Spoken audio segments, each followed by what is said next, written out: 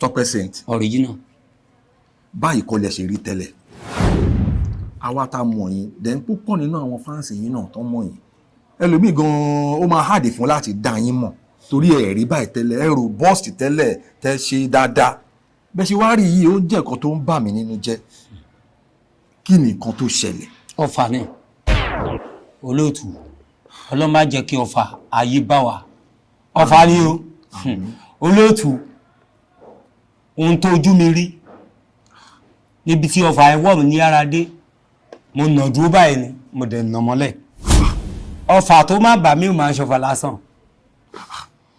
Ẹ̀yin ará ilé, ọfà ńlá ni o. Ọfà tó jẹ́ pé mo ń yarọ ni o. Arọ. Mo ń yarọ. Tó jẹ́ pé mo ṣe ń lè tó dà lẹ́nu mi, mo yarọ ni o. Mo ń yarọ. Ìgbà bẹ́ẹ̀ sọ̀rọ̀, mo máa ta sọ lẹ́nu ni. Ìgbà táwa ń lọ lójú ọ̀nà máa ní lágbájá. Èmi àti ẹjọ́ gbé fún ọdún 10. Ọdún 10. A jọ ń sùn yàrá kan náà. Ó rí mi kí n gbé obìnrin kan wálé ní ọjọ́ kan rí. In fact, ìgbà tẹ́mi àti ẹjọ́ lọ sí location ní Kòròdú, ìwọ ló bá mi pé ọmọ wá pé tó bá tẹ̀ jẹ́ kó kò bó ní ẹ̀gbọ́n. Mo ní èsì ló wá sọ pé irú ọmọ yìí lèmi ni mo bá lò pọ̀. Mo tó bá tẹ̀ fẹ́ kó bá mi lóòótọ́ gẹ́gẹ́ bí o ṣe sọ. Mo ní kò ṣe irú level yìí. Ṣẹ́ríṣẹ́ yìí jẹ lọ, mo ní ẹ.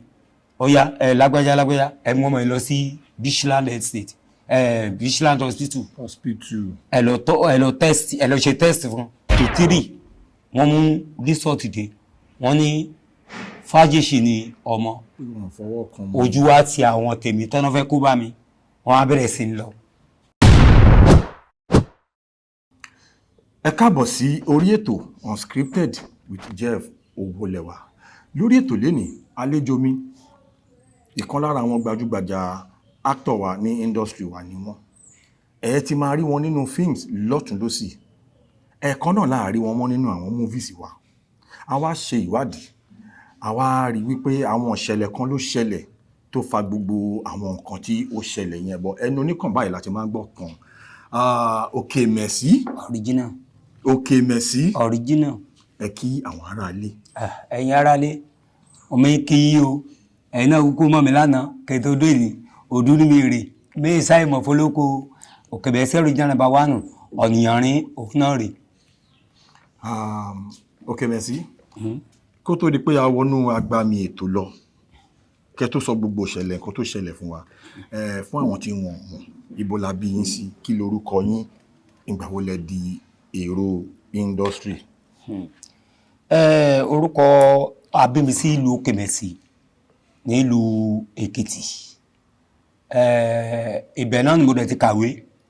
Ibẹ̀ ni mo ti lọ sí primary school, secondary school kó tó di pé mo relocate sí Èkó permanently tí mo wá kéde admission lẹ́kọ̀ọ́ lọ sí University of Nigeria Nsukka. Nsukka ni mo ti study economics. So ìgbà tí mo dẹ̀ kúrò bẹ́ẹ̀ mo ṣiṣẹ́ ní àwọn banks kan tí mo ṣiṣẹ́ bẹ́ẹ̀ kó tó di pé mo wá dá dúró. Luckily for me, mo pàdé ọ̀gá mi tí ó jẹ́ ọ̀gá mi tí mo fi jẹ́ Òkèmẹ̀sí lẹ́ni. Mo pàdé ẹ̀ níbí kan tí mo ti market lọ. Mo á sọ fún pé iṣẹ́ tíátà dẹ̀ òun mi ṣe. Wọ́n dẹ̀ ní kí wọnú mọ́tò wọn pé ìgbé mi lọ́lé wọn ni ó tán. Bẹ́ẹ̀ ṣe di onífíìmù nìyẹn. Bí mo ṣe gba fọ́ọ̀mù tèmi lọ́jọ́ yẹn nìyẹn o. So because ní time kan táwa náà join the industry, èmi personally mo máa ń wá sí ilé yín tẹ́ bá rántí ní Mátọ̀mí. Ní àwọn time kan nígbà táwa náà kọ́kọ́ dé industry, mo máa ń wá sọ́dọ̀ yín personally. Tí máa ti ń lọ sí location, tí kò bá ti wá sówó, ẹ̀yin lẹ máa ń fún wa lówó pé bọ̀bọ̀ gbà you are going far. Ẹ máa ń sọ English gan gbà yẹn, you will go far. I know that you will go far. Gbà yẹn kẹ̀dẹ̀ kò tẹ̀ tí ìṣẹ́ tó mọ Òkòlómi ní Ọ̀yọ́.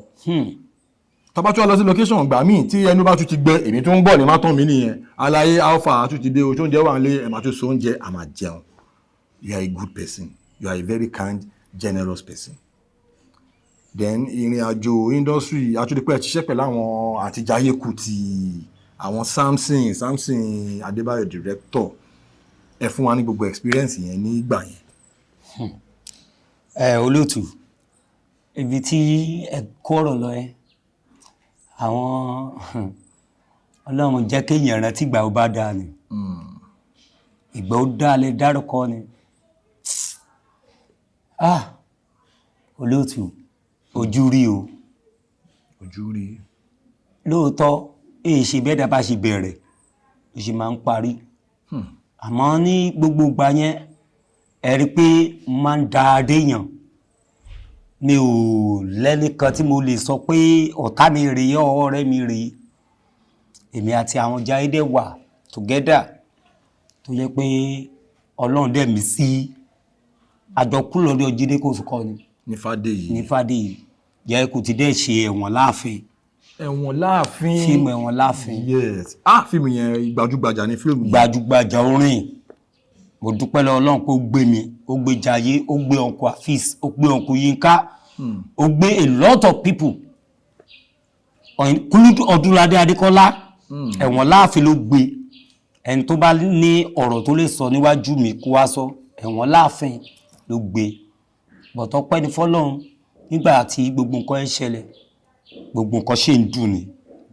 gbogbo nǹkan ṣì ń dùn ni sọdélé mi ní parọ́kọ̀ yìí nǹkan yí padà mo lù síṣẹ́ mi gbọ́ àwọn láńlọ́ọ̀dù mi mo ti jẹ gbèsè owó ilé oṣù 6 mo wá wò pé kàkà tí máa fojú ara mi gbólẹ̀ lónípàǹgbà yẹn mo kàn mú 2 mẹ́ta ní aṣọ mo bá fèsì Ìkòròdú mo bá lọ struggle mo bá lọ sí hòtẹ́ẹ̀lì méjì mẹ́ta kọ pé màá bá wọn kó àwọn oní tíátà wá pé oyè tó bá ti san fún wọn kọ́ máa fún èmi náà ní commission àmẹ́tàdẹ́gbà wọ́n dẹ̀ fún mi rúùmù mo dẹ̀ bẹ̀rẹ̀ sí ṣiṣẹ́ mo dẹ̀ kó àwọn oní tíátà wá lóòótọ́ gbogbo nǹkan tẹ́ fi padà yí padà owó tí mo gádà jọ ní ṣọ́ọ̀ṣì ní hòtẹ́ẹ̀lì tí mo bá ṣe gbà yẹn èmi àtọmọkọ́ wa pàdé àwọn ọmọọṣẹ́ tèmi náà wọ́n dá pọ̀ fún mi àwọn bíi Finance Táíwò gbogbo wọn Lánrè gbogbo àwọn ọmọ tí mo dárúkọ yìí sìn ẹnìkan péré ló wà Nàìjíríà ní gbogbo wọn Finance nìkan ló wà Nàìjíríà ní gbogbo wọn mo dẹ̀ bẹ̀rẹ̀ olóòtú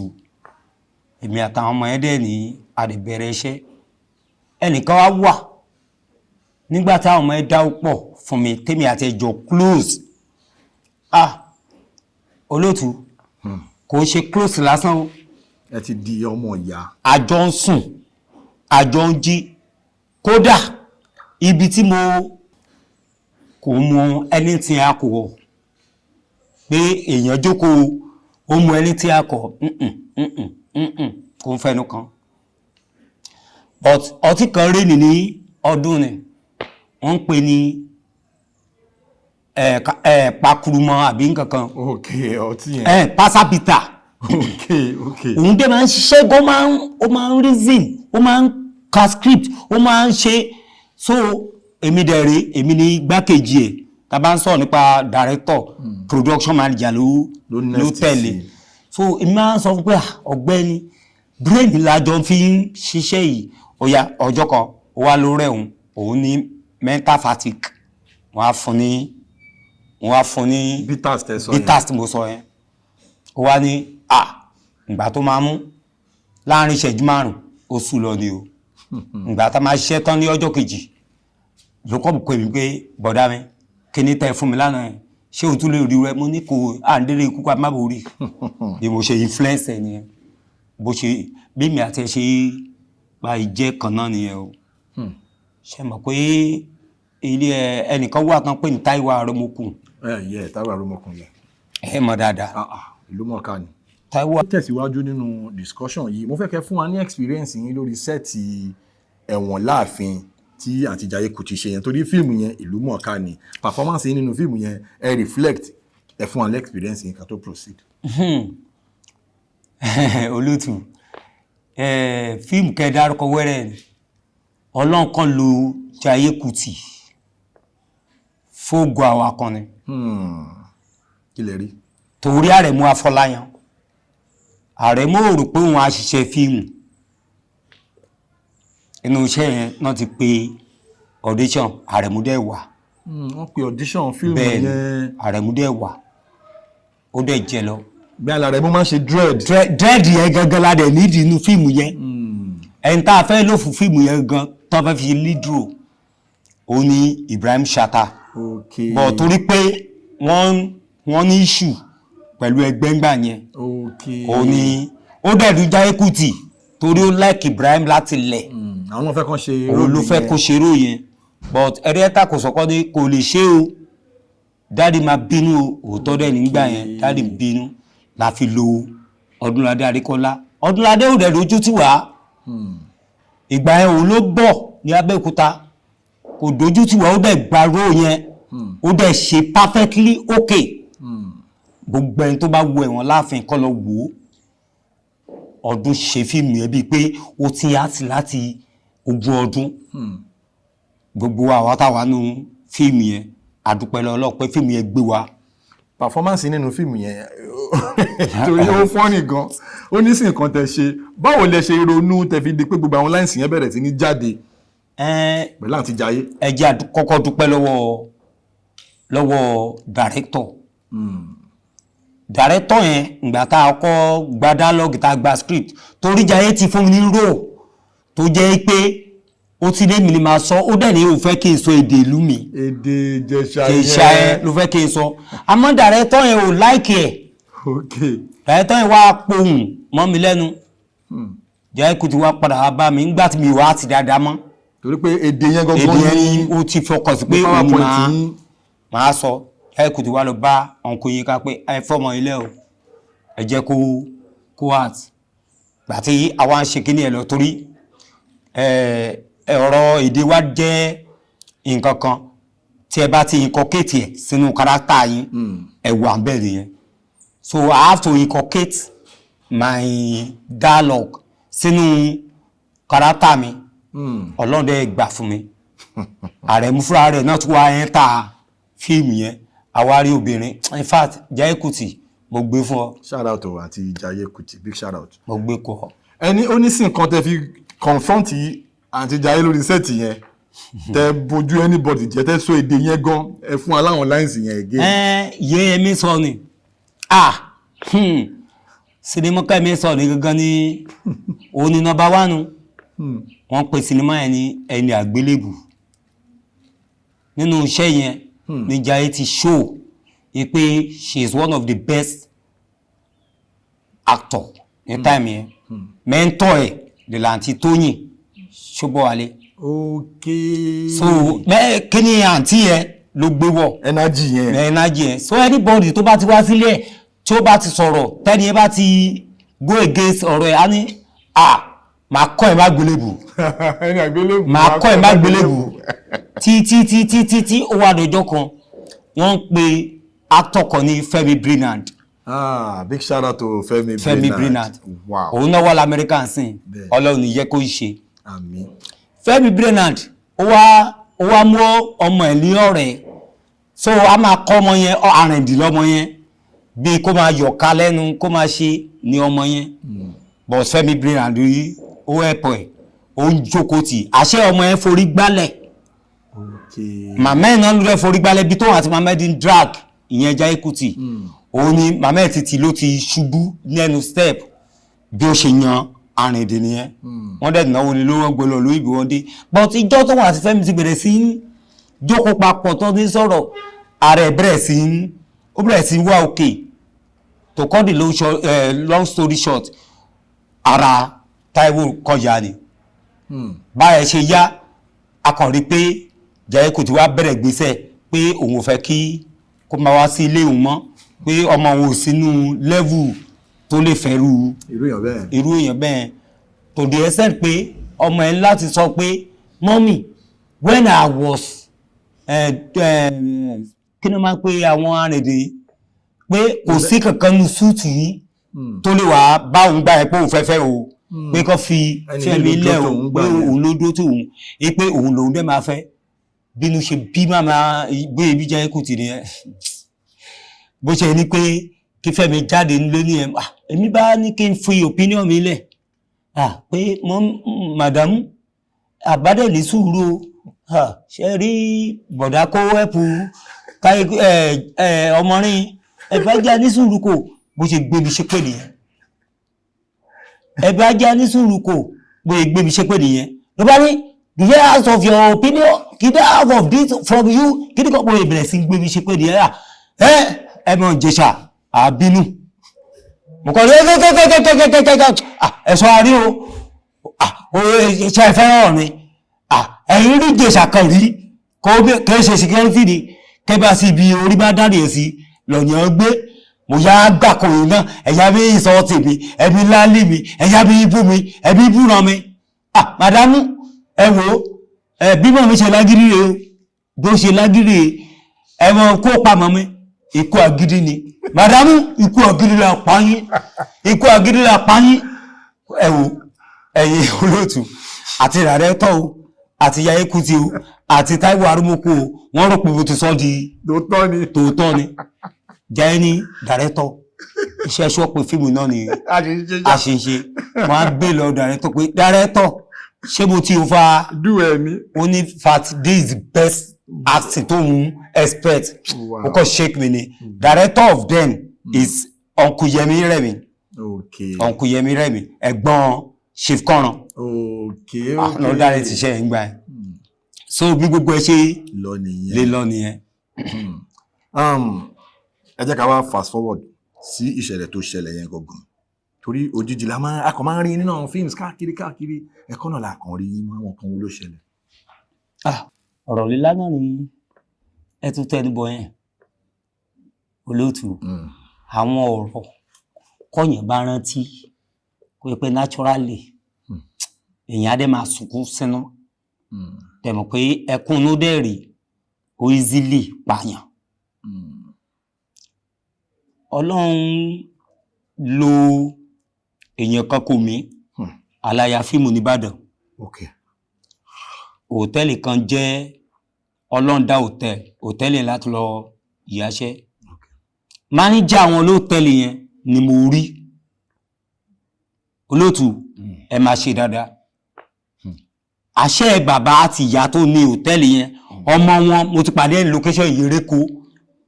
tí ó mọ àti tí mo encourage mo wá débẹ̀ mo wá rí ọmọ yẹn kan gbé fọ́tò ẹ̀ síbẹ̀ àṣẹ bàbá ẹ̀ ló ní hòtẹ́ẹ̀lì tí mo ṣe wọnú hòtẹ́ẹ̀lì yẹn mo bá ní kí n lọ bá ẹni tó wà ní charge as manager pé a fẹ́ lo ọ́fíìsì báyìí o adẹ̀ nídìí ilé rúùmù hòtẹ́ẹ̀lì ìgbà tí máa wọ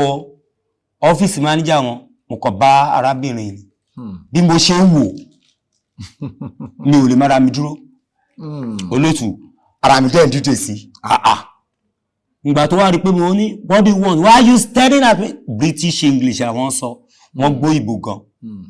mo ṣáà ní please man we want to use your office for only so why are you staring at me like that wọ́n don't be offended tí mo ṣe kúrò ní iwájú ẹni ẹ̀ but mo ṣe ń lọ yẹn mo wà psychologically attached pẹ̀lẹ́ nìyẹn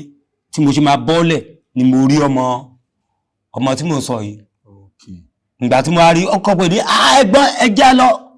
ìgbà tó máa gbé mi dé bá wọn ló bá ní kan gbé Jack Daniel kan lẹ̀ ká máa ṣe lọ ìgbà yẹn lẹ́ni wá ní tẹ́ bá ti rẹ́dì òun ti ṣí àwọn rúùmù lẹ̀ àti ọ́fíìsì o bí mi àti arábìnrin yẹn ṣe bẹ̀rẹ̀ eré ìfẹ́ láàárọ̀ ọjọ́ kejì bó ṣe pè kan náà àwọn òde tíátà tàjọ ṣe fíìmù ó yẹ bẹ̀rẹ̀ sí béèrè ń pa mi lọ́wọ́ àwọn ènìyàn àwọn ènìyàn wọ́n ti bọ̀dá tó pẹ́ ń kó obìnrin o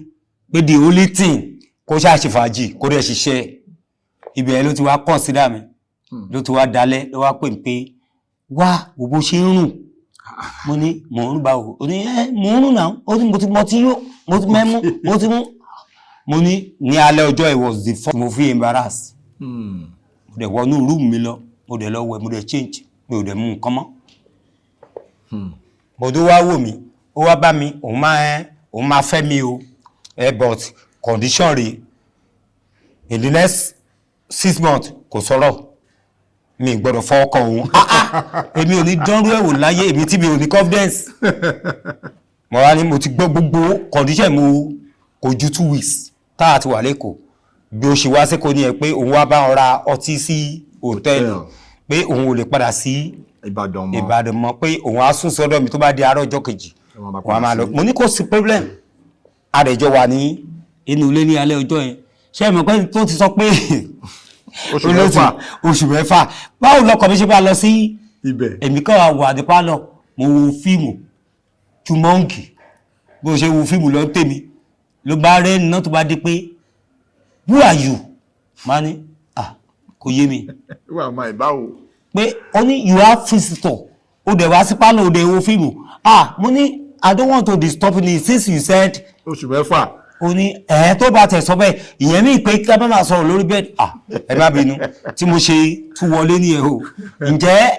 kí n sùn sórí bẹ́ẹ̀dì torí mo ti ṣọ́ra tẹ́lẹ̀ tipẹ́tipẹ́ mo dẹ̀ ti wọ bọ́sà kí n sùn sórí bẹ́ẹ̀dì ni what are you doing mo ní I don't understand go to the inside toilet and bath mo bá sáré wọ ibi bá toilet mo bá fùtọ̀ mo bá tún padà gun orí bẹ́ẹ̀dì ó ní are you a human being mo ní kí ni mo tún ṣe ó ní mi ò tẹ́ ẹ̀nú rá mo ní àní tó wẹ̀ ọ̀rọ̀ yẹn tí wọ́n fẹ́ sú mi débi pé mo fẹ́ lè ṣàjáde ní alẹ́ ọjọ́ yẹn pé kí ló ṣẹlẹ̀ gangan mo ṣáà èdè ó bá múru ẹ̀ kan ó bá fún mi pé kí n fi nura n bá nura mo bá sùn sí ẹ̀gbẹ́ láfta bíi 2 òru ló bá ní tí obìnrin bá tiẹ̀ dẹ́rù bà ẹ́ pé kó má fọ ọkọ òun ṣé ẹ rí pé kó má fọ ọkọ òun ni mo ní fọ́ọ̀kọ́ mi ọkọ mi fọ́ọ̀kọ́ mi mo ní mi ò dẹ̀ mọ̀ bọ́ ṣe fọ́ọ̀kan obìnrin mo bá ṣe báyìí ó ní no touch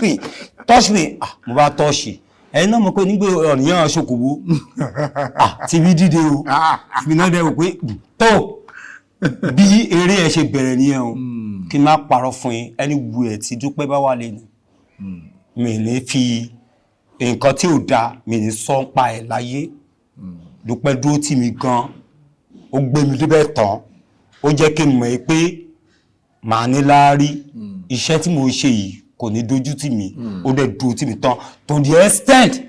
nígbà tẹ́mi àti ẹ̀ ṣègbéyàwó tán ó gbalẹ̀ 600,000 naira fún mi nínú àrípò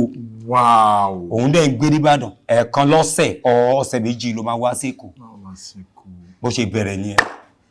bí ìrìn àjò ìgbéyàwó mi àti ẹ̀ ṣe rí nìyẹn àmọ́ èèyàn tó yẹ kó pè mí fún tó yẹ kó sọ fún mi tí ò lè sọ fún mi òun ló kọ́ sí wàhálà láàrin mi àti ó ti fẹ́ èèyàn kan tẹ́lẹ̀ kó tó pàdé mi ẹni ẹ ó ti rò pé ẹni ẹ ti sá lọ Amẹ́ríkà tó ráhùn òbí ẹ ló ràn lọ́wọ́ lọ Amẹ́ríkà ó wá rí pé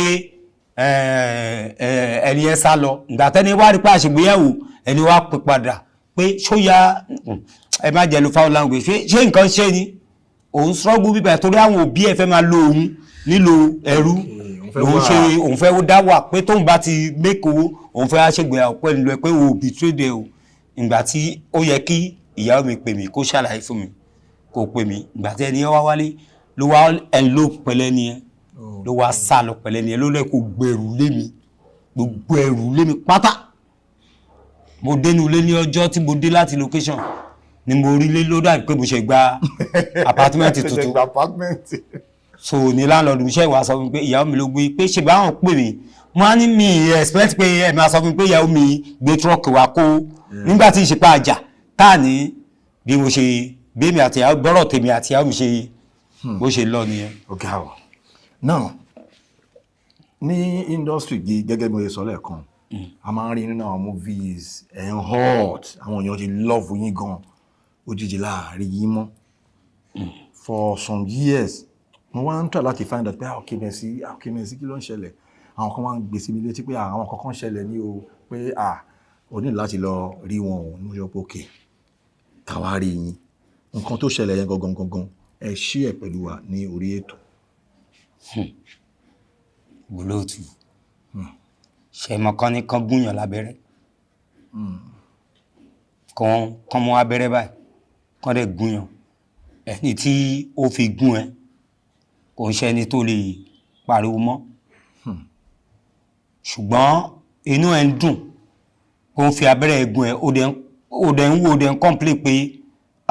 kí ni ń dùn mí ṣùgbọ́n nínú bó ṣe ń dùn ẹ̀yẹn nínú ẹ̀ ń dùn pé ọ̀rọ̀ pọ̀ núwèé kọ́bọ̀ olótù ọ̀ni kó gbé mi débẹ̀ náà òun náà ló ro lọ́kàn rẹ̀ ó yẹ kó ń gbé ní wálé padà ṣẹ̀dẹ̀ mọ̀ pé gbogbo nǹkan tẹ́dá bá ṣe láyé ọlọ́run ló fún ẹ lágbára láti lè ṣe mo nígbàgbọ́ pé ọlọ́run ló fún ní agbára ṣe rí eégún mi tó ń jó ń gbà yẹn ẹnìyàn kan lọ́lọ́run rán sí mi àmọ́ ṣe mọ̀ pé àwọn èèyàn kan wà tó yẹ pé tó bá ti ń ṣoore fún ẹ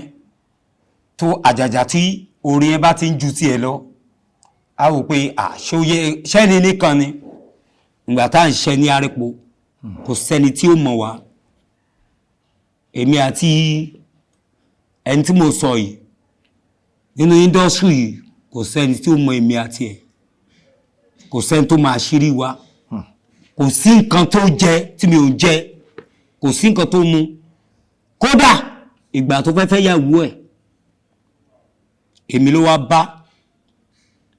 torí 3 bedroom flat là ń sùn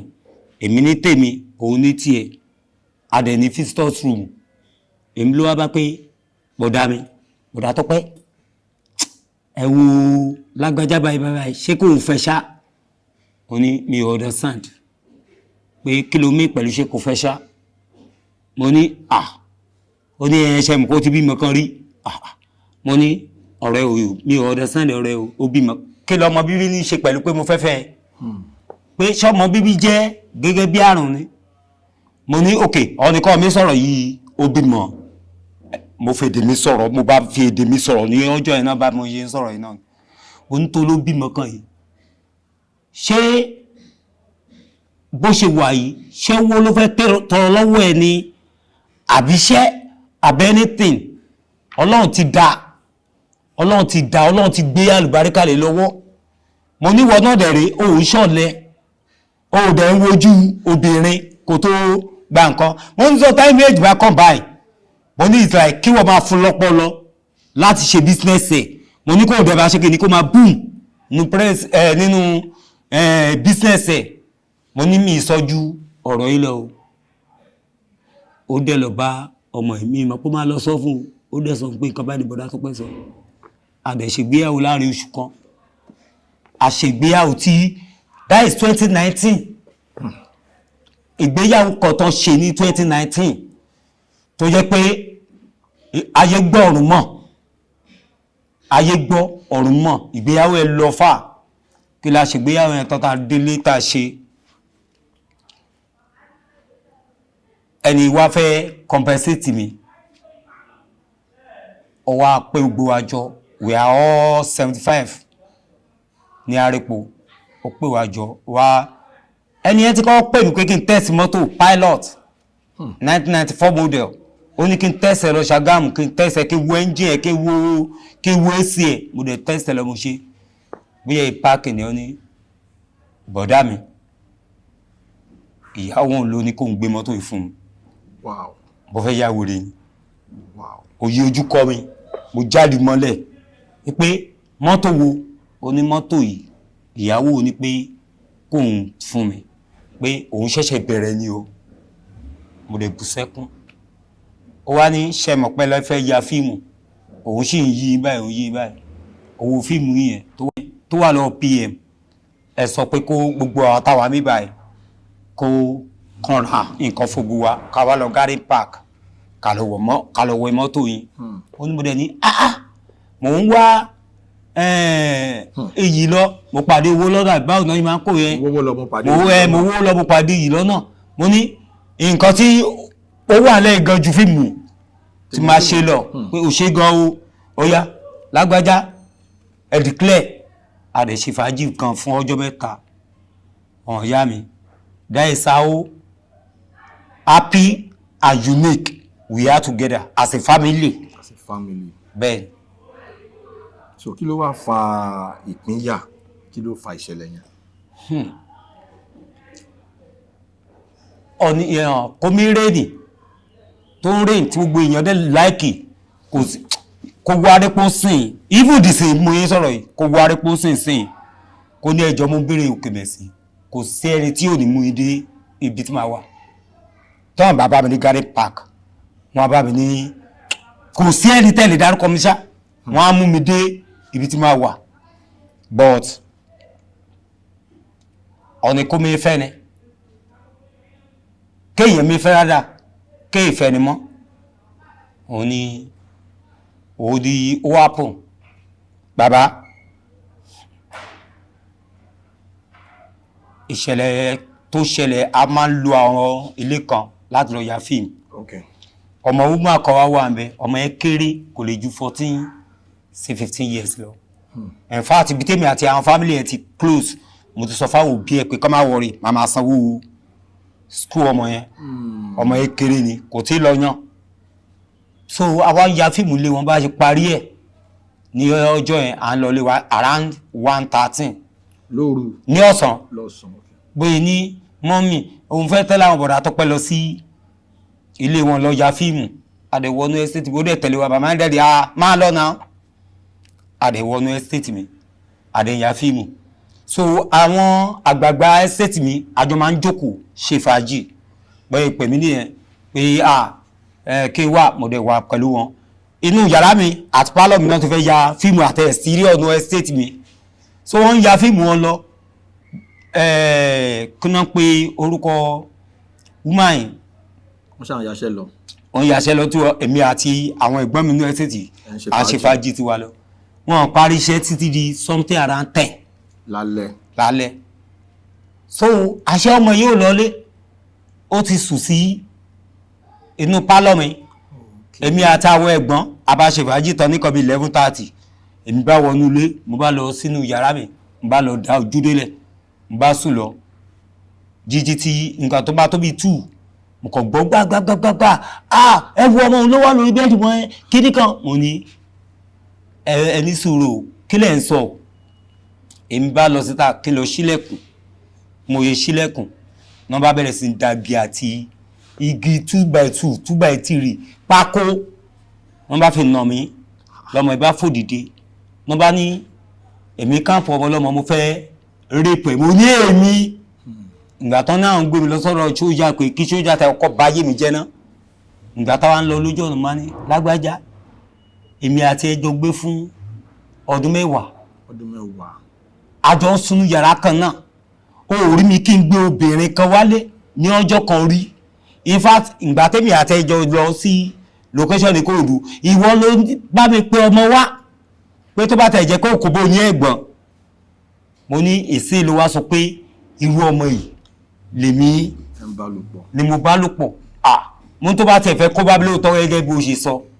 mo ní kò ṣe irú level yìí ọ̀rọ̀ ẹ ló tọ̀ṣẹ̀ ló wá sọ yìí pé ẹja fi wí ẹni lẹ́jàre náà wá lọ drop mi sí ọ̀dọ̀ àwọn security kò ṣe ní security estate tèmi o estate mi bíi tí àwọn àmì wà wọ́n ń gbé mi lọ sọ́dọ̀ àwọn àmì láàdé bí security mo wá sọ̀rọ̀ yẹn àwọn security ẹ̀ wá rí mi lọ́sọ̀ tẹ́lẹ̀ ká jọ mu yugos security ẹ̀ ló wá mú ẹgbà jáde ló wá nàgẹ́ yẹn pé kó jẹ́wọ́ ó bá ní bọ́dá yóò fọ́ọ̀kan òun lòun decide pé òun á sùn ní ọ̀dọ̀ wọn ifo àwọn ẹ̀gbọ́n ọmọ yẹn ti fẹ́ náà mi pa lórí bí mo ṣe ń tọ́jú wọn tó ní ìdílé wọn ti fẹ́ náà mi pa ìgbà tó wá débì kan ní security wa ní bàbá ṣẹ́ríṣẹ́ yìí jẹ lọ mo ní ẹ ọ̀ya lágbájá ẹ mú ọmọ yẹn lọ sí Beachland Estate Beachland Hospital ẹ lọ test ẹ lọ ṣe test fún ìgbà yẹn a ti wà ní something after 1 lóru ìgbà tó máa di tó 3 wọ́n mú resort dé wọ́n ní fàájèṣì ni ọmọ ojú wa ti àwọn tèmi tọ́nà fẹ́ kó bá mi wọ́n á bẹ̀rẹ̀ sí lọ wọ́n dẹ̀tì na ojú mi ibo tí mi ò rí náà dáadáa mọ́ tẹ́ jẹ ti dóoru jẹ sí ojú mi ìgbà tó dára ọjọ́ kejì ó yá security ìṣàlẹ̀ kí n máa lọlé ìgbà tó dára ọjọ́ kejì mo wá sí gbòòrò mo wá dúpẹ́ lọ́wọ́ àwọn security ẹ̀ṣẹ́ àná o ìgbà tí mo wá padà délé tó di ọwọ́ ọ̀rọ̀lẹ́ àbúrò mi ti sẹ́ẹ̀dì mẹ́sẹ̀jì sí gbogbo àwọn tí à ń lólé wọn nínú estate tí mò ń gbé. Ó ti fẹjọ́ wọn sùn mí, ó ti fẹjọ́ mi sùn wọn pé ọmọ eke ni mo máa ń rèpò. Àwọn yẹn ti ń try láti reach mi, àwọn tó lè reach mi tó ń wo pé ṣé ó kẹ̀lẹ̀ sí lè ṣerú, wọ́n ti gbìyànjú láti reach mi. Ìgbà tí mo dé nulé láńlọ́ọ̀dù mi bá ní Òkèmẹ́sà máa fẹ́ rí mi. Ó ní ṣé kò sí dáàdì? Àwọn ní wọ́n ní àwọn ọmọ kéékèèké ni ṣé mo dẹ̀ mọ̀ pé káwọn bá ti jáde láàárọ̀ ó di alẹ́ kí àwọn tó dé. Mo ní dáàdì èmi, mo ní lẹ́nu yín ẹ̀yin lè sọ bẹ́ẹ̀ fún èmi, mo ní èmi. Dáàdì wa ní ṣebí ọmọ ìyá mi tájọ wà tájọ ń gbé tájọ ń ṣe tètè ṣe bóun ló sọ. Mo lé mi kọ́, mo ló kọ́ fẹ́ fi ba orúkọ mi jẹ́ nìyẹn. Dáàdì ẹ pè láńlọ́ọ̀dù mi pè ní ẹsẹ̀kẹsẹ̀ ń bẹ̀ yẹn. Láńlọ́ọ̀dù mi dẹ́ sọ pé ó parọ́ o ní irọ́ ni ẹ pamọ́ o. Ìgbà tọ́lọ́ máa gbèjà mi jà ó bá dẹ̀ tún padà wá sínú ẹ́sítéètì ní alẹ́. Wọ́n tún wá kó àwọn ẹntọ́rẹ́jì wọn wá, wọ́n tún mú igi 2x2 2x3 wọ́n tún nà mí. Wọ́n nà mí tó yẹ pé alájà kan wà nítòsí ẹgbẹ́ ilé mi. Alájà yẹn bẹ́ẹ̀ sí ń pariwo pé tẹ́ bá pa ọkùnrin sí ìbàyí níwájú láńlọ́ọ̀dù mi. Àwọn síkírọ́tì wá jáde, wọ́n á ní kí ló ń ṣẹlẹ̀ ń bẹ̀ yẹn. Èmi àtàwọn síkírọ́tì àdẹ̀lẹ̀pọ̀ wọ́n yẹn rí ní ẹ wá na rẹ́sídẹ́ǹtì inú ẹ́stéètì mọ́nú ilé ẹ̀. Báwọn yẹn ṣe kì wọ́n mọ́lẹ̀ nìyẹn. Àwọn yẹn wá nà wọ́n padà, wọ́n nà wọ́n. Èmi wá rò pé bọ́ ṣe nà wọ́n yẹn wọ́n ti fi wọ́n sílẹ̀. Èmi ò torí mi ò ní strength kankan mọ́. Nǹkan ra wọ́wọ́ pálọ̀ mi, nǹkan jókòó sí ibẹ̀ ni. Ìgbà tó di nǹkan bíi tó 3 ni bàbá lẹ́lànà òdìbò wá bá mi pé àwọn tó mú ní géètì wọn máa ti fi wọ́n lẹ̀ pé tí mi ìbá yọjú sí wọn wọn ní fi wọ́n lẹ̀ o. Tí mo ṣe wá lọ sẹ́nu géètì nìyẹn. Ìgbà tí mo dẹ́nu géètì mo wá bá wọn àwọn mẹ́ta tó ti dì wọ́n ní ọwọ́ sẹ́yìn. Mo wá wojú ẹni àkọ́kọ́ láàrin wọn tèmi àti ẹjọ́ ń gbé tí mo sọ pé àjọ ń ṣiṣẹ́ ni.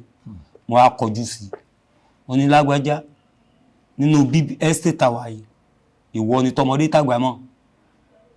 tán pé orúkọ lórí nǹkan báyìí. Mo ní inú estate tí mo ń gbé journalist estate ni 70% tí bá ṣe 90% gbogbo Nigeria journalist ló ń gbé inú estate tí mo ń gbé. Ìdí tó fi ga aláwọ̀ mi kí máa gbé inú estate ni pé iṣẹ́ wa ó jọra wọn, ó wọnú àwọn interwolf. Mo ní kémi wá ní pé kójú mọ́ báyìí bí kọ́ bá mi ya fọ́tò ẹ̀ kí n sọ pé ẹ̀yin ni ẹ máa ń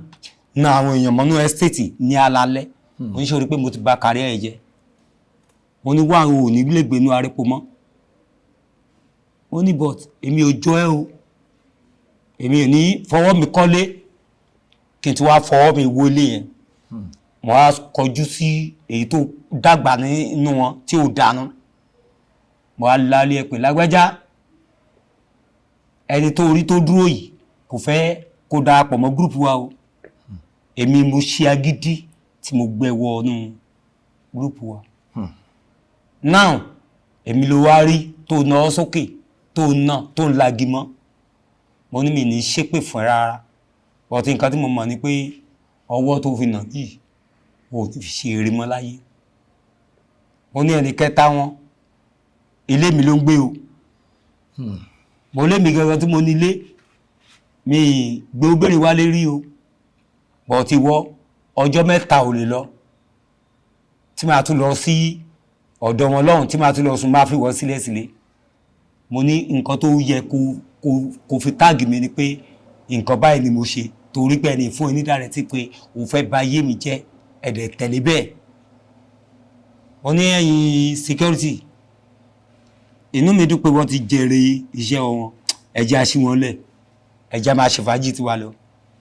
Ìgbà tó di àárọ̀ ọjọ́ kejì a fẹ́ bá Flaky a fẹ́ bá ya fíìmù. Èmi ni mo rẹ̀ ń wálé. Flaky wa ti dé Gary Park wá béèrè mi. Wọ́n á ní kó lọ pè mí wá, wọ́n á lọ pè ìgbà tó lójú mi ní bọ́dá Tọ́pẹ́ kí ló ṣẹlẹ̀ wọ́n á ṣàlàyé nǹkan tó ṣẹlẹ̀ fún Flaky bí àbúrò mi ṣe dé Flaky gbá létí Flaky nọ́gán pé bọ̀dá yìí bọ̀dá tó lè kú fún ẹ bọ̀dá yìí ló ṣe báyìí Flaky di ẹrù ẹ̀ ò lè báwọn ṣe mọ́ ibi tá a ti ń sọ̀rọ̀ lọ ni Regina Shukwu náà ti dé torí Regina Shukwu fẹ́ ṣe inú fíìmù yẹn bí Regina Shukwu náà ṣe rí mi bó ṣe wò mí ní òun náà ó ké fún gan àti Bọ́láńlé Abdulsalam bá dé òun náà bá rí mi ó bínú ó sọnù ẹ̀ jáde tán ó sọ̀rọ̀ burúkú but at long run mo rò pé tí mi bá jẹ́ kàn ṣiṣẹ́ yẹn pẹ̀lú location tó fẹ́ lò ó máa dàbí pé mo fàṣẹ wọn sí wọ́n á pè Flaky ó ní gbogbo ibi tá a fẹ́ lò ti wà secure I just need to go and take medicine ní hospital tá à ń lò ló bá ní kí n kọ́ lọ náà wọ́n bá dáṣẹ́ yẹn dúró di láti àárọ̀ wọ́n dáṣẹ́ yẹn dúró di nǹkan bíi 3 torí mo gba injection mo relax mo wọ́n á mú wọn lọ lé àṣẹ díẹ̀ àṣà bíi 16 bá ṣe parí iṣẹ́ ẹ̀ ni after that I continue as family bá ṣe ṣe láti ilẹ̀ kò sí ọ̀rọ̀ kò sí ìjà wọn gbogbo yẹn ti lọ ṣùgbọ́n ṣe mọ̀ pé kò sí bí kinní kan ṣe lè tán nínú lẹ́ẹ̀kọ̀ọ̀kan èyí máa make reference ìgbà tó wá tó àkókò kan tí òun àti tó wá fi ọ̀rọ̀ lọ mí pé Tọ́pẹ́ Saint ẹ wo ìyàwó tó ń fẹ́fẹ́ yìí gẹ́yì ṣé òun lè fẹ́ ṣá wọ́n á ní kí ló dé tó fi béèrè irú question wá ní ó ti bímọ kan rí wọ́n á ní irú ọ̀rọ̀ wo nìyẹn wọ́n ní ṣọ́mọ bíbí ṣàrùn ni tó bá jẹ́wọ́ ló bí fún wà ní tó bá fẹ́ bí kejì ó ti bímọ kan rí èmi kàn encourage báyìí pé irú ọmọ tí òun sọ̀rọ̀ pé ó ti bímọ rí kò lè. Tọ́pẹ́ Saint original number 1. àwa mọ̀yìn dáadáa àwọn èèyàn náà máa wọ́n dà pé báyìí kọ́ lẹ ṣe rí tẹ́lẹ̀ mo mọ̀ pé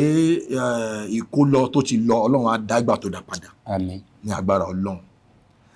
àwọn ìṣẹ̀lẹ̀ wo ló ṣẹlẹ̀ tó fi di pé ẹ lọ from bẹ́ẹ̀ ṣe rí tẹ́lẹ̀ tẹ̀ fi wá rí báyìí torí bí mo ṣe rí yín yìí kò jẹ́ nǹkan tó dùn mọ́ mi nínú mo dẹ̀ mọ̀ pé millions of àwọn fans yín náà tó ń wo program yìí wọ́n máa mọ̀ pé òkè mẹ́sí táwọn ọmọ ò rí kò rí báyìí tẹ́lẹ̀ kí ló ṣẹlẹ̀. ṣe mọ̀ pé èmi àti ọmọ ìyá mi tá a jọ wà yẹn ìgbà tí ó ti ṣègbéyàwó tiẹ̀ tán dísáǹtì ti yà ní àárín wa díẹ̀ èèyàn kan wá wà náà tó jẹ́ pé ilé la máa ti ń ṣe fíìmù ní Mágbòrò ẹni ẹ̀ náà tó wá mú bí ẹlẹ́gbọ̀n tó yẹ pé ó máa ń fẹ́ kí n wà pẹ̀lú òun most of the time ẹni èmi àti ẹ bá lọ Ìbàdàn òun wá lọ sùn lọ́dọ̀ àwọn girlfriend ẹ̀ èmi wá sùn sílé wọn ó wá di àárọ̀ ọjọ́ kejì ọmọ kókó kan wá tají wọn pé wọ́n á rí pé ìgbé ọmọ yẹn ó ti ń go out of hand wọ́n á gbé ọmọ yẹn mo á gbé lọ bá wọn ní inú ṣọ́ọ̀ṣì lẹ́yìn ìkùlé tí mo ṣe wá drop ọmọ yẹn fún ìyá yẹn tó ń gbà lọ bí mi ṣe turn back wọ́n bá pè mí pé arákùnrin àwọn ń ṣe wòlíì o àwọn òdẹ ríran o pé àmọ́ àwọn orí èèyàn kan níwájú mi tó yẹ pé torí tèmi ó máa ń pẹ̀ràn mo á dúró torí tèmi ó pẹ̀ràn torí tèmi lórí kíni ṣé mi ò ṣọba mi ò ṣèjò yìí báwo lèèyàn ṣe máa pẹ̀ràn torí ti tèmi ẹni ẹ bá kódà tí mo ṣe ń lọ lílé ni mo ṣe ń lọ nírọ̀lẹ́ yìí ẹni ẹ ṣe máa pẹ̀ràn fún mi. wẹ́ ìgbà tí mo rí pé èmi ò wú lẹ́ni tó ń pẹ̀ràn fún yín. ìgbà tí ọ̀rẹ́ mi dé àkì mọ́tò mọ́lẹ̀ ó dẹ́kọ̀ bá a ṣe dé Èkó nìyẹn bá lọ mo drop òun sílẹ̀ èmi wá pa sí Arípo bí mo ṣe ń bọ́lẹ̀ ní arípo gari park mo park mọ́tò mi sí mo bá wọ́ọ̀mù ẹ̀ mo bá bọ́ sí bar mo bá gba trọ́fì tó tutù kan trọ́fì ẹ̀ mọ̀ mú lọ́wọ́ ni àbúrò mi pè mí ẹ̀gbọ́n bó lẹ́wà kò ṣẹ̀ dé ní láti Ìbàdàn ni mi àti lágbóyá bàbá ẹ wá ẹja wo bọ́ọ̀lù Man U àti Tottenham oníṣòwò àlẹ́ òní ẹ mo ní mo ń bọ̀ sí tí mo yẹ kí mọ́tò mọ́lẹ̀ ni kódà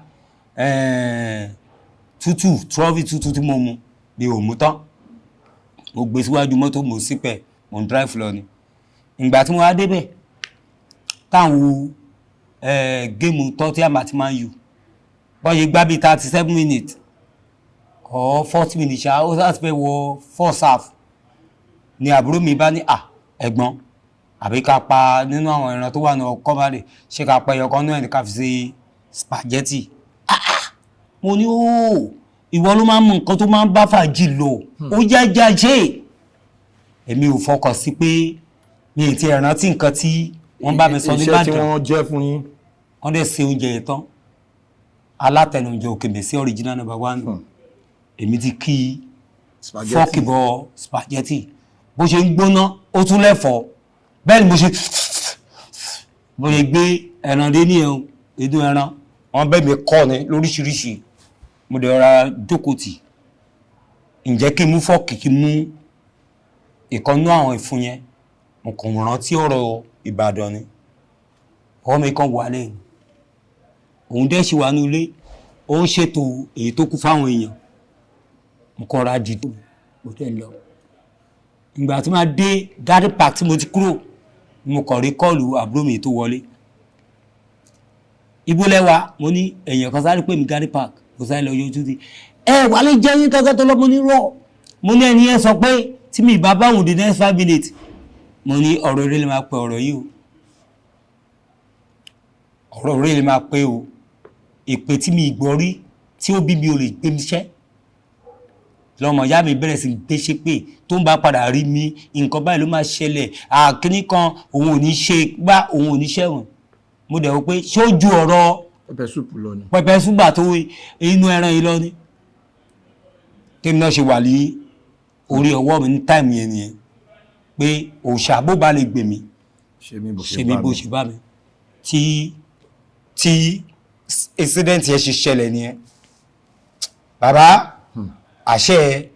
mo fọwọ́ jáwèrè pé wọ́n á fi nura ni. bí ti báwo. wọ́n kọ́ sọ fún gbogbo èèyàn nínú industry pé kọ́ bá pè mí síṣẹ́ mọ́ even tí bá pè wọ́n síṣẹ́ kọ́ máa dáhùn. àwọn àgbàgbọ́ ní tíátà tí wọ́n gbọ́ ogorú ọ̀rọ̀ yẹn tó yẹ kó pè mí tí mò ń pè síṣẹ́ kò sí èyí tó pè mí tó béèrè lọ́wọ́ mi pé ó wá di ọjọ́ kan mo wà ní location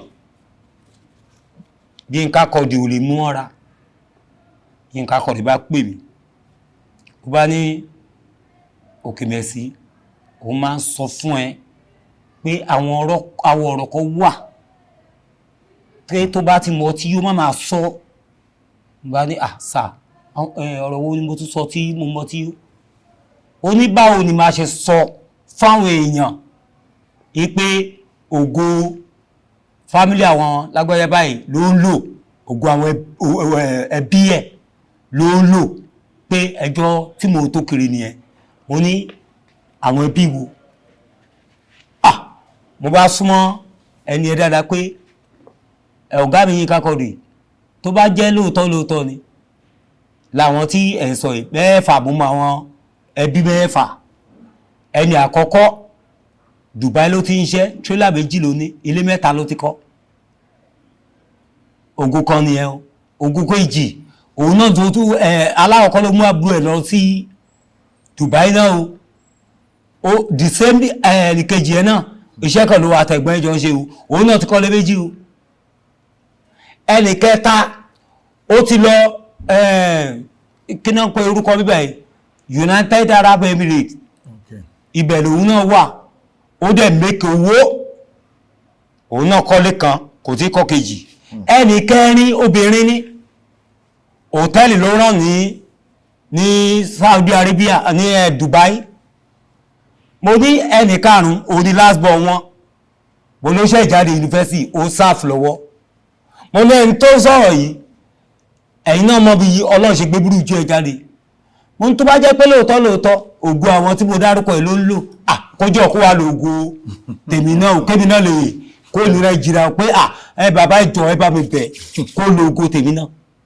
bàbá bá bú sí ẹ̀rìn Yínká Quadri wọ́n á ní bàbá tí ọmọ yín bá fẹ́ sọ̀rọ̀ fíìmù tá a fẹ́ wò gan mọ̀ bó ṣe máa ń kára bá wọn mo ní irọ́ ni gbogbo yẹn bàbá irọ́ ni tó ṣẹlẹ̀ kò lè fẹnu ara ẹ̀ sọ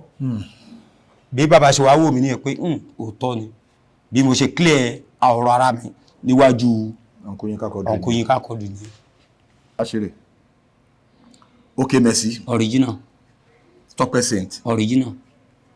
báyìí kọ́ lẹ ṣe rí tẹ́lẹ̀ àwa tá mọ̀ yín then púpọ̀ nínú àwọn fáǹsì yín náà tó mọ̀ yín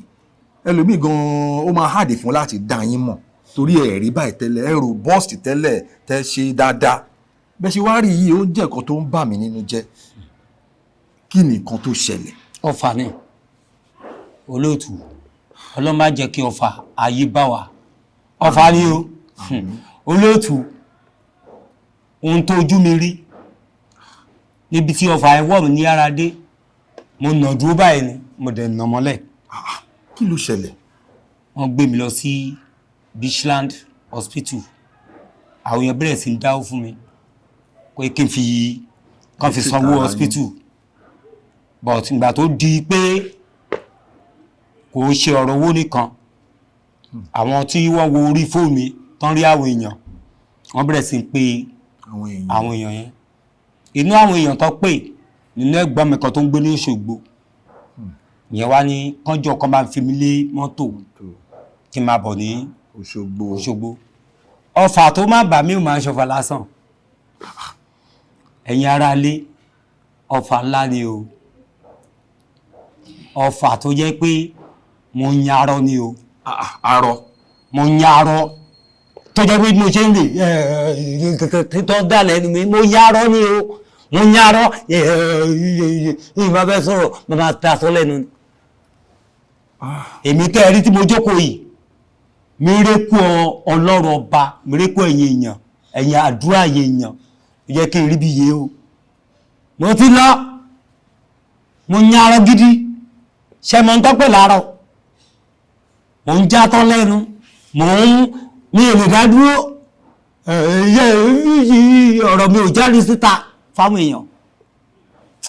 ojú mi rí o mẹ́lẹ̀ parọ́ kò yé o ojú mi rí o bọ̀tọ̀ pẹ́ẹ́dì fọ́lọ́n pé báàkù ìṣe ìtàn ìṣesí wà.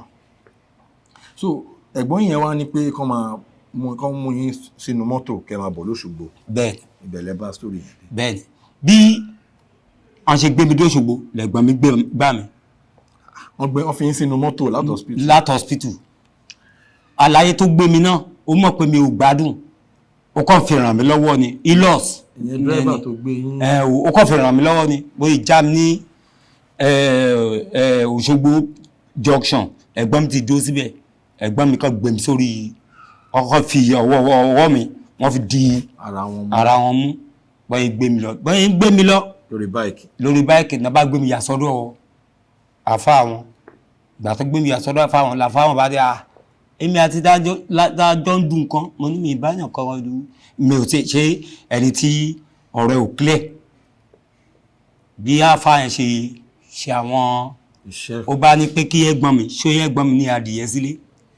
mi ò tí délé wọn ọ̀dọ̀ àfa náà gbé mi ẹ̀gbọ́n ní kí náà fi adìyẹ ṣe ní ilé òun ẹ̀gbọ́n ṣàlẹ̀ kó àkó adìyẹ márùn wa bàbá yẹn bá ní ẹyọ péré ni àwọn nídìí ìgbà tí bàbá yẹn ṣá máa ṣiṣẹ́ ní ìrọ̀lẹ́ ó bẹ̀rẹ̀ sí fi igi rìn ní ìrọ̀lẹ́ ọjọ́ yẹn ó bẹ̀rẹ̀ sí fi igi rìn ẹ̀gbọ́n ṣe wàá gbé mi lọ ilé tọrọ iṣẹ́ ọ̀kadà ní ẹ̀gbọ́n ṣe ń gbà yẹn ó ṣe wàá gbé mi lọ ilé ó ṣe wàá lọ introduce mi sí ìyàwó ẹ̀ àtàwọn ọmọ ẹ̀ ìyàwó ẹ̀ ìgbà tó máa rí mi inú ẹ̀ dùn pé àbọ̀dá tó ń ṣe fíìmù yìí rè ó ṣáà fi condition wọnú ilé mi ìfẹ́ kọ́ mọ̀ pé nǹkan ṣe mí ibẹ̀ ni mo wà fún bíi oṣù méjì sí mẹ́ta oṣù méjì. náà bá tún wọnú ẹ̀gbọ́n náà. kí ló ṣẹlẹ̀? wọ́n bá na ẹ̀gbọ́n ní ẹgbà ìránṣẹ́ ẹgbà kékeré tí ìbá ṣe helmet tí àwọn èèyàn máa ń dégun ọ̀kadà ẹ̀gbọ́n fẹ́ yà sí ọ̀nà léwáyé mọ́tò kọ̀ọ̀kan ò bá bọ̀ àwọn ọmọ tí mọ́tò ẹ̀ fi tọ́nu bí mọ́tò kan náà ṣe fẹ́ tọ́nu lẹ́gbẹ̀ẹ́ wọn nìyẹn o lè kó ẹ̀gbọ́n mọ́lẹ̀ nìyẹn o bá dẹ orí ẹ̀ lọ kí ni helmet yẹn o bá lẹ́mọ̀ ẹ̀gbọ́n ní aṣá lọ yọ. so tí o bá sí helmet tán dé yẹn. ẹ̀gbọ́n ti lọ ìgbà tí wọ́n máa délé ọjọ́ yẹn wọ́n ní tọ́pọ̀ nǹkan tó ṣẹlẹ̀ sí wọn rí o ẹ̀gbọ́n ò dẹ̀ mọ ẹni ọ̀dà tì náà ìfàtí ìyàwó ẹ̀ mọ ẹni ọ̀dà tì ju ṣọ́ọ̀ṣì lọ ó wá gbé mi wọ́n á ní kí n kú máa lọ sínú ṣọ́ọ̀ṣì inú ṣọ́ọ̀ṣì ẹ̀ ni mo wà pásítọ̀ ṣọ́ọ̀ṣì yẹn ló wá sọ pé àwọn pásítọ̀ àwọn máa ń lọ sí pásítọ̀ kìnìkan ní CAC ara kejì pé tí mi ìbá mind ṣé mo tètè tẹ̀lé àwọn lọ mo ní kí ni mo ṣe ní ilé because as at that time wọ́n ti wọnú ilé ẹ̀gbọ́n mi wọ́n ti ń dàrú ìyàwó ẹ̀ ti bínú kúrò lé lórí ọ̀rọ̀ yẹn mo ṣáà gbọ́jú tẹ̀lé yìí màmá ẹ̀ lọ sí ara kejì ó wà ní ara kejì ibẹ̀ ni ìyá mi máa ń fi oúnjẹ ránṣẹ́ sí mi lẹ́kọ̀ọ̀kan láti adólóhùn gbé olótù ojú kèmẹ̀sí rí o ó wà obvious. ojú rí gan o. so ní church yẹn gbàtẹ́ lọ sí ẹ̀tẹ̀ láwọn pastor. ìgbà tá a dé ṣọ́ọ̀ṣì yẹn 21 days náà fẹ́ lò aṣáà ń gbàdúrà ọ̀sán alẹ́ ọ̀sán 1000 naira ni a san fún ibi tá à ń sùn déédéé ó wà lọ́jọ́ kan on the 19 ó àti lo 19 days mo ṣáà ti feel acclimatize pẹ̀lú ibi tá a wà wọ́n á lọ wo bọ́ọ̀lù lẹ́gbẹ̀ẹ́ ṣọ́ọ̀ṣì tí mo ṣe lọ wo bọ́ọ̀lù báyìí ọmọkùnrin kọ́kọ́ kọjá lẹ́gbẹ̀ẹ́ mi ni wá mú símà dání ọtí símà ṣáṣẹ́tì yẹn tí mo ṣe ń wo ṣáṣẹ́tì yẹn lọ́wọ́ ẹ̀ bẹ́ẹ̀ ni mò ń fi gbígbálẹ̀ bẹ́ẹ̀ ni mò ń wò pé báwo mo ṣe lè dọ́dọ̀ ẹni ìgbà tọ́lọ́mọ bá bí máa ẹni tó yẹ pé àwọn èèyàn mọ̀ ó ṣáàrìn wèrè ó dọ́dọ̀ mi n bá ní ọmọ ìyá mi jọ fún mi lẹ́yọ̀ kan nínú kíní tó wà lọ́wọ́ ẹ̀ n bá yọ 1000 járe ní àpò mo ní kó lọ ra páàkì wa 550 lọ́sìn ìta páàkì gbà yẹn mo ní kó lọ ra páàkì méjì wa ló bá ní ó bá fún mi lẹ́yọ̀ kan yẹn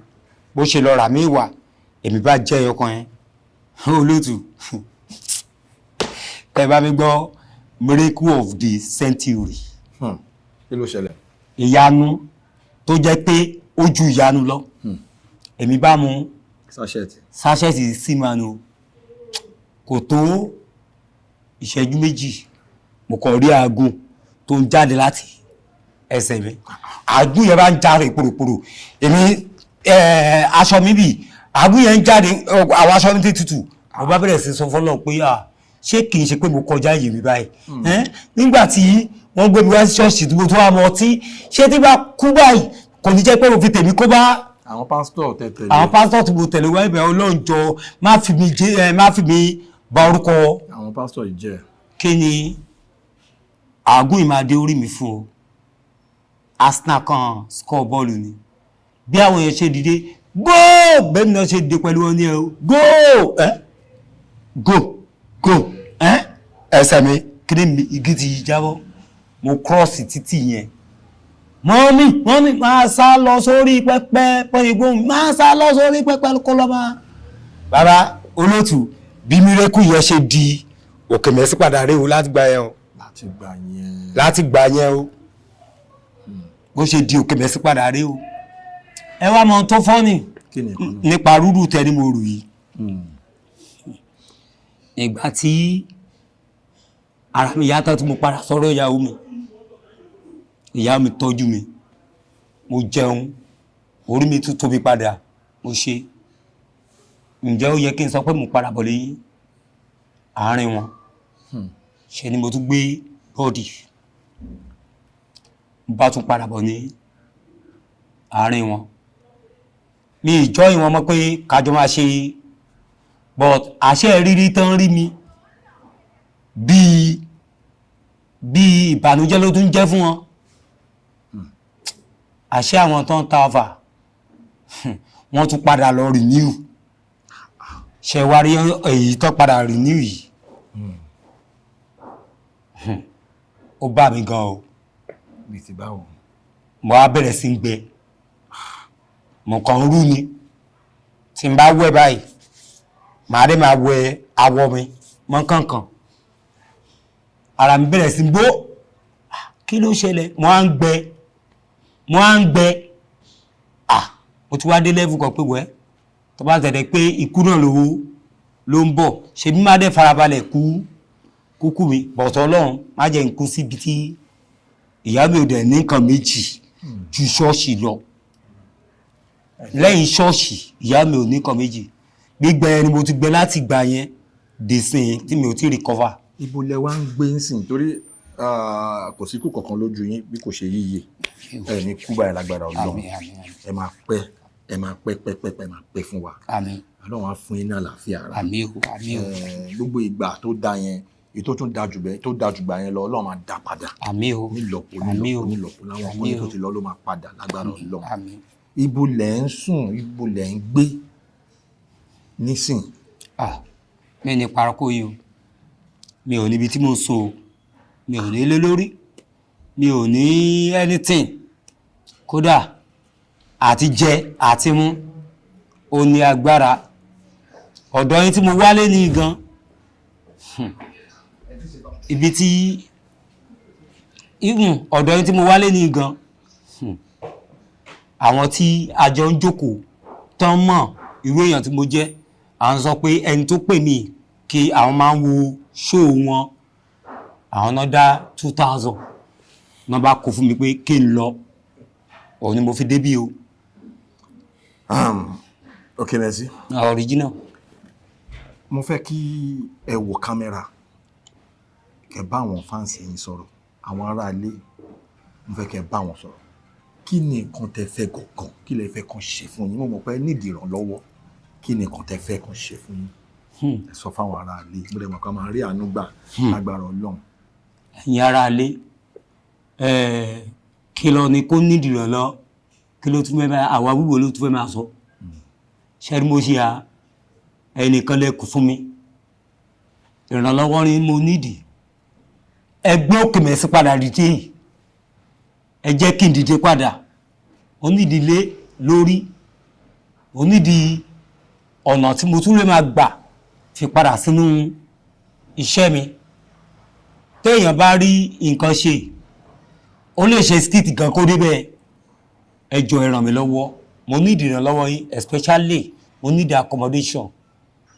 àárín ibi tí mo ń sùn ẹ̀fọn gan jẹ mí mi ò lè lo ọjọ́ 5-6 kí n tó treat malaria ẹ jọ̀ọ́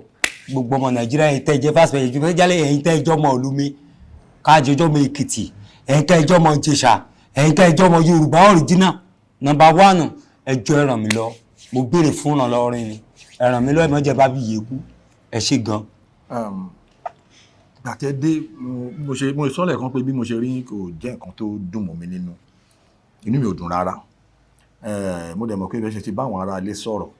àwọn èèyàn wa ní agbára Ọlọ́run wọ́n máa dìde ìrànlọ́wọ́ fún yín ẹ̀yin ará ilé ẹ jọ̀ọ́ òkè mẹ́sílẹ̀ ti rí mo dẹ̀ mọ̀ pé ti rí wọn ti tójọ́ mẹ́ta gbogbo kúlẹ̀kúlẹ̀ oríṣiríṣi rumors làwọn èèyàn ti sọ ọ̀tá yín ti kú ọ̀tá yín ti nù kò sí kankan tó ṣe òkè mẹ́sí ọ̀tá wọn ò kú o àmì òkè mẹ́sí ò kú o àwọn náà ni ẹ̀ ń wò yìí bọ̀ àwọn ìṣòro díẹ̀díẹ̀ ló dìde mo dẹ̀ mọ̀ pé Ọlọ́run á ṣe ìyanu ẹ máa padà ẹ máa padà gbogbo ìkólọ yín tó ti lọ máa padà nílọ́pọ̀ nílọ́pọ̀ torí bẹ́ẹ̀ ṣe dé mo rí gbogbo ara yín bóyá ẹ̀fọn ni bóyá kò tiẹ̀ wá yé mi bẹ́ẹ̀ ṣe wá ń sọ̀rọ̀ sí bó ṣẹ̀ṣẹ̀ wá ń rí bẹ́ẹ̀ náà ni millions of people tó ń wò wá ló máa rí pé ó kí nǹkan tó ṣe arákùnrin yìí rè ẹ jọ̀ọ́ nítorí Ọlọ́run ẹ̀yin ti wà nílé ìrànlọ́wọ́ yín la nídìí bẹ́ẹ̀ ṣe máa ń ṣe ní gbogbo ìgbà ẹ jọ̀ọ́ nítorí Ọlọ́run no amount is too small gbogbo nǹkan tẹ́ bá ní láti fi ràn wọ́n lọ́wọ́ kí wọ́n lè padà kán lè gbéra padà òun ni kẹ́ ṣe fún wọn. Bó jẹ́ ẹlòmíì á wò pé àkáǹtì wo ni kán sẹ́ǹdì owó yín, ẹ fún wa ní account details yín ẹ pè fún wọn. àkáǹtì méjì ni mo ní. ìkan GTB 0244621985 02. ẹ farabalẹ̀ pé again. 0244621985 then ó pè mí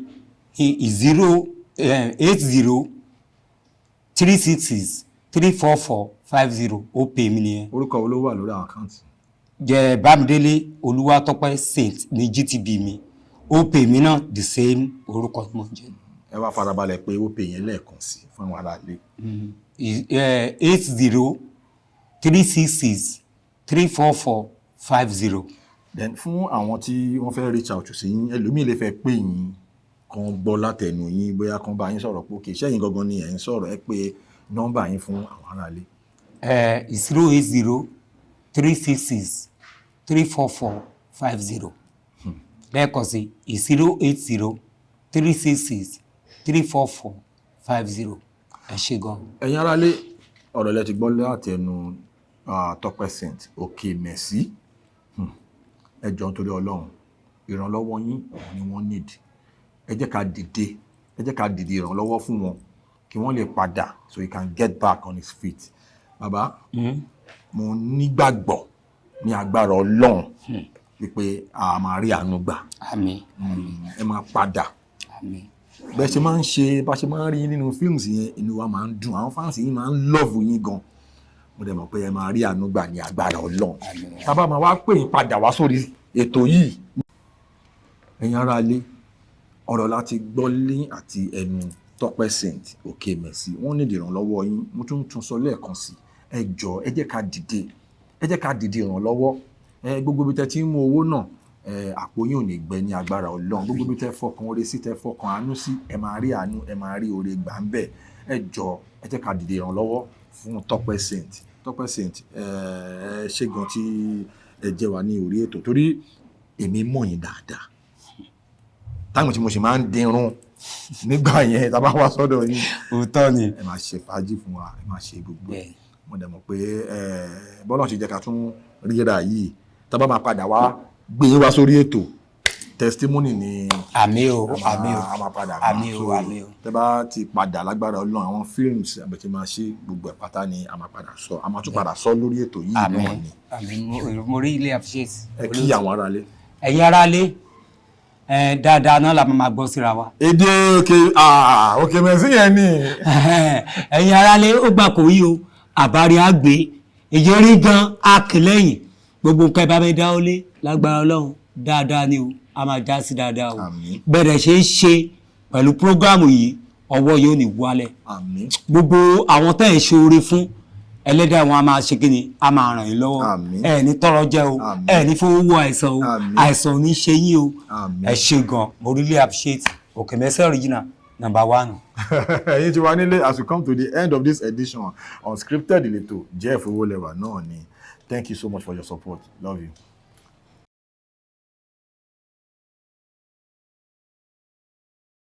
Please subscribe to my YouTube channel and press the notification button.